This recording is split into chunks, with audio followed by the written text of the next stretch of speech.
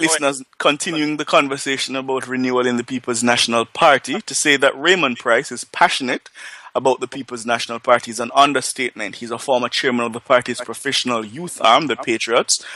Pryce has risen through the ranks and was very recently a deputy general secretary of the 78-year-old movement. In 2011, he secured his place in Parliament by winning the PNP stronghold of St. Elizabeth Northeast. However, after ugly showdown, which saw him being replaced as the candidate for that constituency, then stepping down as Deputy General Secretary, Raymond Pryce says he remains committed to the PNP and the principles of ensuring that Jamaicans are given better quality of life. But why does he remain so committed to the PNP? And what is his role in this much-touted renewal process? How does he feel about the calls for renewed leadership in the ranks of the party? And what is his future, if any, in the PNP? And does Portia Simpson Miller still have his unwavering support? We're pleased to welcome this afternoon Raymond Pryce, former Member of Parliament for St. Elizabeth North East and former PNP Deputy General Secretary. Good afternoon, Mr. Pryce. Hello, good afternoon.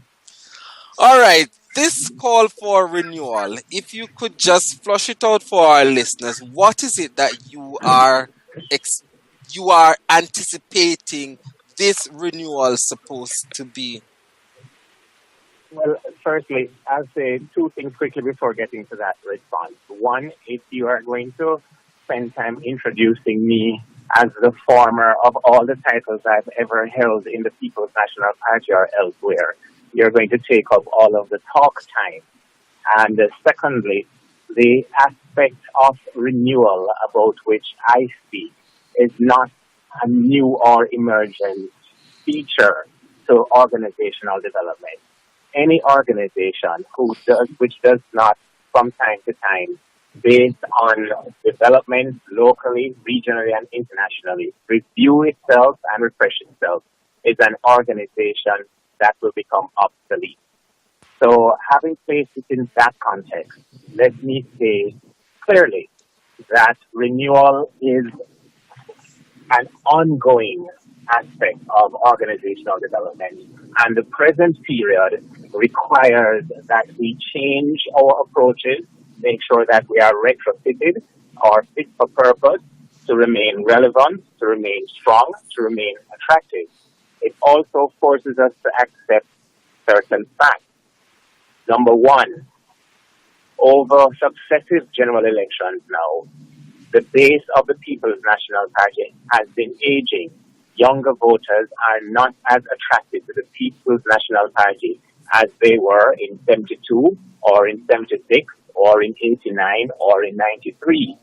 If you continue to plot that graph, it will mean that in subsequent general elections, if nothing else changes, we will continue to get a smaller slice of the youth pie, and that does not augur well for electoral performance. Mm-hmm.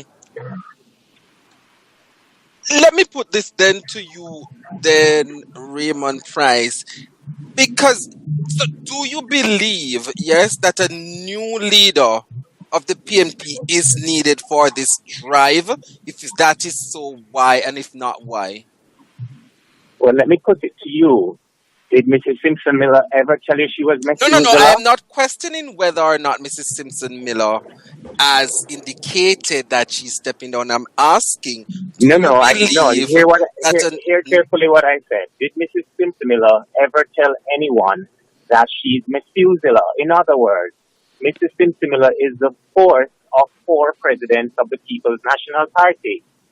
The constant fascination with what should happen, whether she should step down or whether she should be challenged, is a cause for concern. When I hear it among media personalities such as yourself, I want to ask you, if Arthur Winch were alive today, would you suggest that he, instead of Usain Bolt, goes to Rio and run for Jamaica in the Olympics? We have transitioned from Winch and Redcombe to Quarry and Cameron, from Quarry and Cameron, We now have Bolt and Powell. And if you saw what happened at Champs earlier this year, you realize, as Usain himself has said, the time will come for him to pass the baton. So I am not as perplexed by thoughts of renewal, meaning that ultimately there will be a new leader, as some people are. And I will tell you, neither is Mrs. Simpson Miller. But when you talk about, Raymond, the fact that the party needs to be, quote, fit for purpose, yes, one wonders whether that doesn't directly affect those who lead it. Because if it is that those who lead, and it seems that the general consensus, certainly by commentators and analysts, is that whether it be the president or the vice presidents are no longer fit for that purpose, then shouldn't it be a legitimate question as to whether it's time for her to step aside? Well, those will be the conclusions of the persons that have expressed those comments. Let me give you an example. In 1989, when I was in high school and Michael Manley led the People's National Party to a success in the elections versus Edward Seagal's JLP, the greatest issue on the global horizon was perhaps sovereign debt. Today, the greatest issue on the global horizon is climate change. Now, are we going to forever stick to the strategies and strategists of the 1960s, 70s, and 80s when we have perplexing challenges that have emerged in a 21st century reality that sees islands like Jamaica at risk of losing coastal land and coastal assets? And are you to tell me that someone such as myself and others in the People's National Party should not publicly advocate for a change in approaches so that we are able to be, as I said, fit for purpose to respond to the emerging challenges? It is not about dates of birth. It's about relevance. It's about response, and it's about approach. So if someone at 80 can lead the responses to the emerging challenges, then that person is fit for purpose. If Are you someone then at satisfied, 35 Raymond does it, Pryce? then that's the person that's fit for purpose. Are you then satisfied, Raymond Pryce, that the current slate of vice presidents, indeed the president, has been responsive and has shown vision in responding to these present realities and challenges that you just cited? Well, there are 4 vice presidents, and I'm happy you put it that way, because leadership is plural. Leadership is not individual. And to ask if all 4 vice presidents have shown vision or leadership or the capacity to build relationship with the various sectors of society, the answer, if I am to remain truthful and honest, is no. All 4 vice presidents have different gifts, and some of them have deficits. The deficits, as long as they don't outweigh the gifts, can be ignored. But it's my suggestion that the deficits at the rank of the vice president are now becoming problematic. And I'll go further before you ask it. All 4 incumbent vice presidents became vice presidents by way of the ballot, and they celebrated their victory as a victory for democracy. Why then should any of them want to defeat the very democracy that gave them victory by this brand of bullyism that some of them have embarked upon to prevent the same celebrated democracy from working 8 years later? It's preposterous. Let me put this then to you, Raymond Pryce, because you speak of changes in approach. Would the change in approach include or allow for open debate and even disagreement among members, even in the public domain, right? Where they do not necessarily have to side with party policy, yes, or with the position of the party. Would that change in approach be part of what you are calling for? Well, you're speaking to the debate king himself. I am always welcoming of contention of ideas and of views and of approaches, because as P.J. Patterson once said, no one person is the repository of all knowledge. And the best way to see the diversity of knowledge, which gives robustness and vigor to policy, is through debate. And I always promote a good debate. I have never backed away from one, or else I would not have accepted your invitation to debate with you today. And having stressed that I always welcome debate, before you ask it, I am one of those comrades who was astonished to hear that the party would not have participated in the debate. And I want to commend the Robinson-led committee, which most of its recommendations are consistent with ideas I had put forward at several officers' meetings and executive committee meetings and elsewhere, for which I was chastised and criticized. So I'm happy that that report allows a platform for renewal, which is really what those recommendations, when implemented, would have achieved. Mm-hmm. Raymond Pryce, a lot of persons, a lot of Jamaicans were surprised that you were ousted from Northeast St. Elizabeth.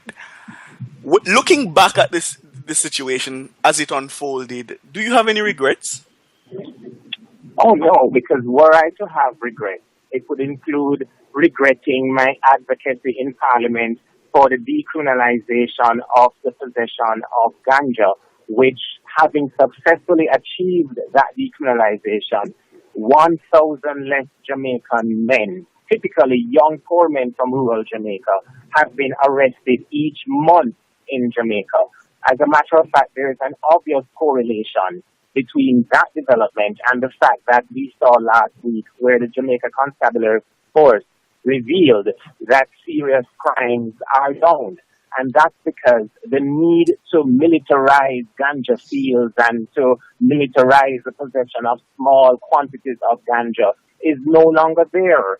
So that sphere of crime which has existed in Jamaica, own ganja for so many years, is no longer there. How can I regret having been a part of that transformation? Well, I'll tell you why I asked the question. Because persons looking on will say, but look at Raymond, who was a good example by all indications of what a legislator ought to be, what a representative ought to be. And yet, his very own rose up and removed him. Why should I take that path of resistance, really? Why not take the path of least resistance and just play the game as it has traditionally been played? No. Well, anyone who knows me well knows I'm not water. And it is water that takes the path of least resistance. But remember as well, that water, not through force, but through persistence, carved out the Grand Canyons in the United States. So I say that to go to this point. In a political organization, there are persons and therefore personalities and tendencies.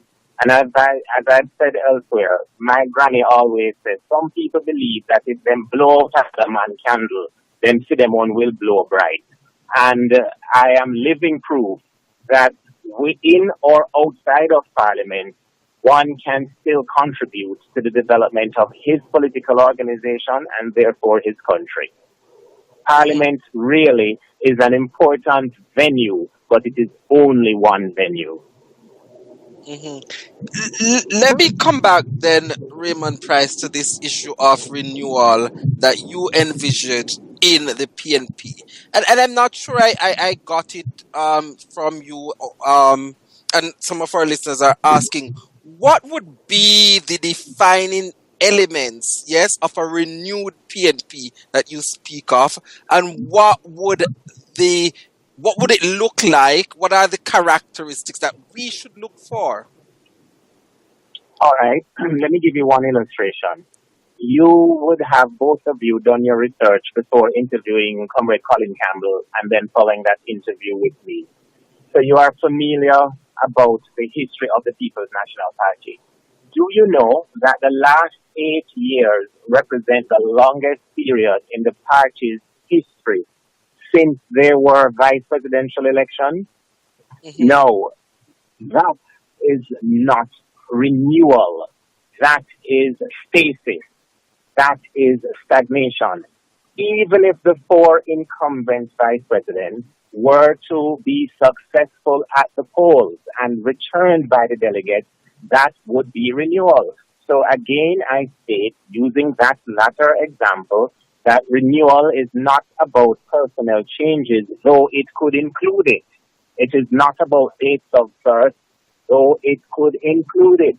It's about a refreshment. It's about allowing the doors to be opened for the fresh air of democracy to flow. And I'll ask you, don't you think it's ironic that a year ago, the champions of internal party democracy, inclusive of the incumbent vice president, are now cowering in the shadows, suggesting that there is something sinister and alien about a call for new nominees to contend with incumbents and for the delegates, as Comrade Campbell said just now, to be able to choose off the ballot their preferred choice for any post?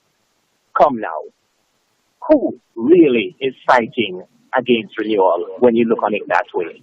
Is it not one or two of the incumbent vice presidents? Is your support of Mark Golding in South St. Andrew part of that, your vision of renewal?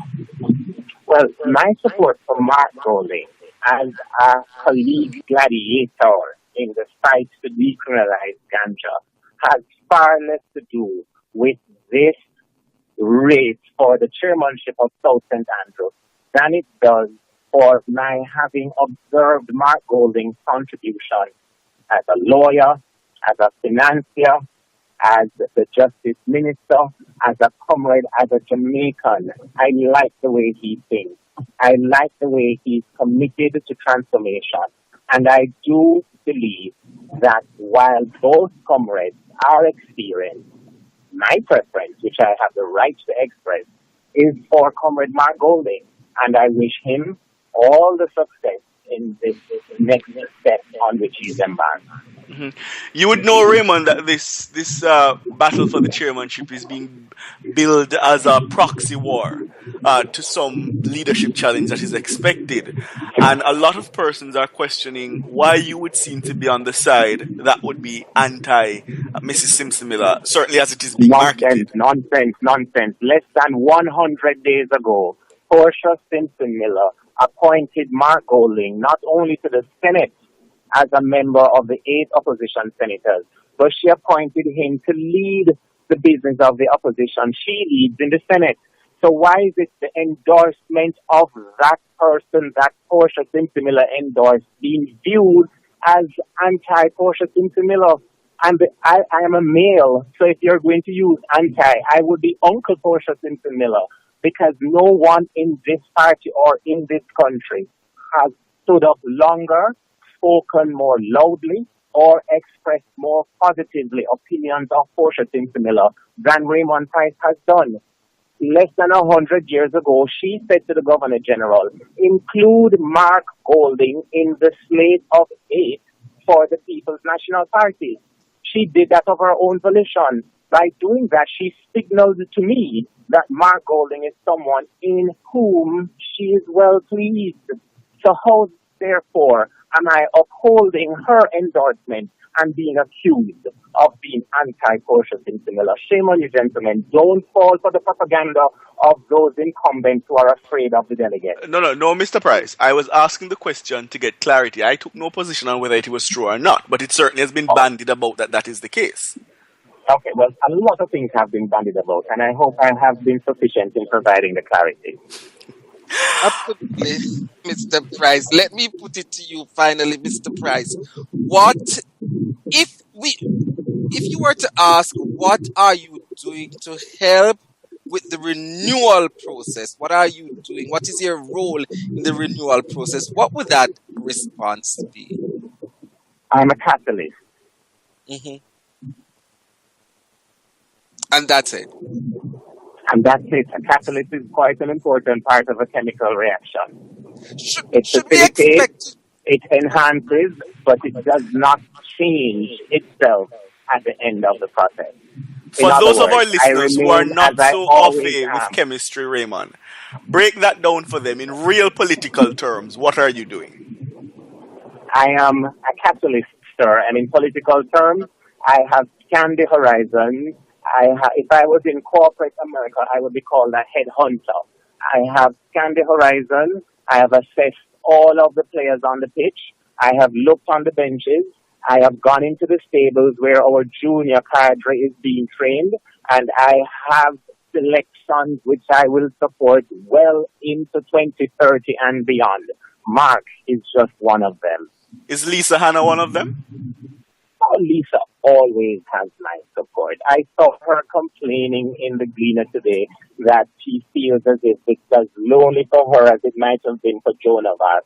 But all Lisa needs to do is look to the left and look to the right, and don't be so distracted by those persons from the east or surrogates from the west. Just speak out and realize that she has support. Those from the east, are you speaking about East Kingston and Port Royal? Well, I could have been speaking about Eastern St. Thomas. Why did you go there? Well, I'm asking, yes or no? Is it East Kingston and Port Royal? Yes or no? I'm currently in northeast Manchester. Manchester is east of Westmoreland. Why did you go to one of 63 constituencies? What have you heard?